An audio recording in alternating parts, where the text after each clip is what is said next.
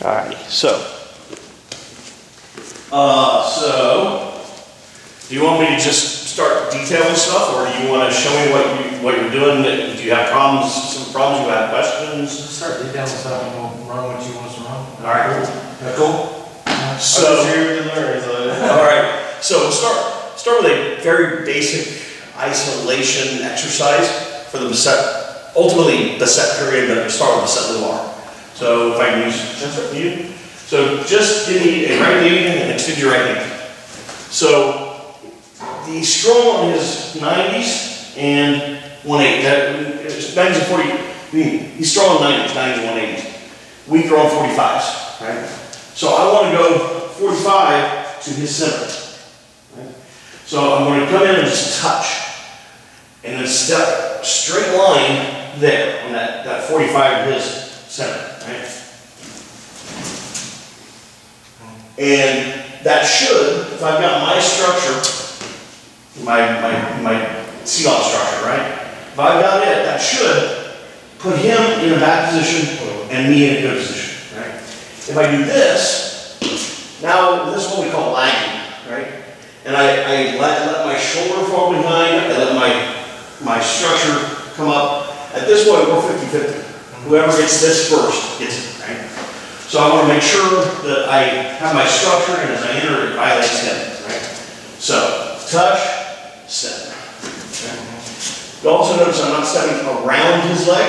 I'm going to turn from the camera for this. So, another common issue is people step around his leg, right? I want to step straight there. Just like the, Knee through? Yep. Yeah, it's walking lockout, right? In fact, if I've started here with some sort of entry, then, which my bad, left knee, then I open that up, it's pure walking lockout right through there, right? So, that's my entry. Now, I don't want to, like I said, this is an isolation thing, so I don't want to manipulate him with my arms, right? I want to turn my upper base 45 degrees, and he comes with me, right? And if he doesn't take that step, he'll fall. Right. So if he doesn't take that step, I just continue turning through my pivot. It's an upper body beset lumbar.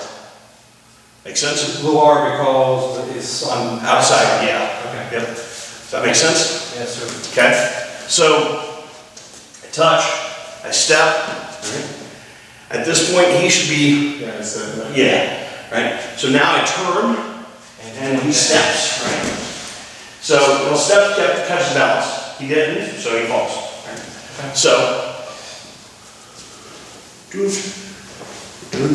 right?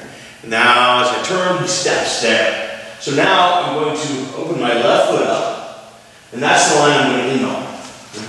I want to stay right there. I want to sweep through the center of his structure. Right? So I'm basically 45 to his center line, right? Not sure it always works out that way, but I want to go right through his center. I don't want to sweep this line.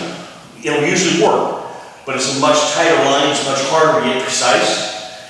I want to go right through the center of his structure. Okay? So you're imagining this point here? Yes. The end point? Yep. All right. And once I get done with this, I'll go get my carpet. That'll make things easier. So I'm here, I've done my turn, right? I turn this out, it was here, yes. I turn this out, and then I continue my upper body turn to this line, and bring this to my C-lock stance. Sorry? No, I got to. Oh, okay. Right on. So I turn this out, that sets my new line.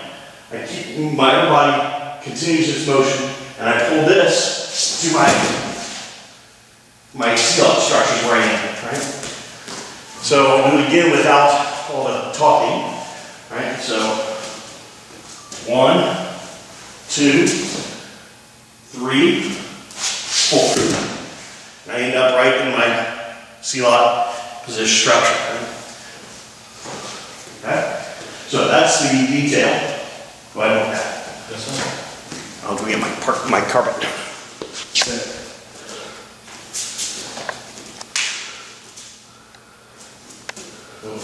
Yeah.